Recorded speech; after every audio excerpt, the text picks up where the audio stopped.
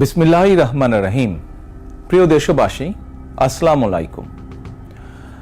গণহত্যাকারী হাসিনার পলায়নের মধ্যে দিয়ে 15 বছরের ফ্যাসিবাদী শাসনের অবসানের পথ উন্মুক্ত হয়েছে। তাই দেশে জবাবদিহিমূলক গণতন্ত্র প্রতিষ্ঠার এখনই শ্রেষ্ঠ সময়। লাঞ্ছিত, বঞ্চিত, অধিকারহারা মানুষ একটি স্বাধীন, নিরাপদ এবং মর্যাদাকর জীবনের প্রত্যাশায় উন্মুখ হয়ে রয়েছেন।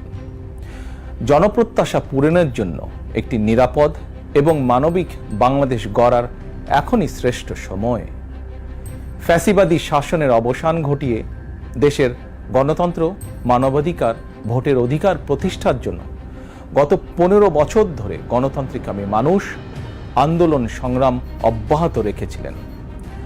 আন্দোলন করার সময়, আন্দোলনরত অবস্থায়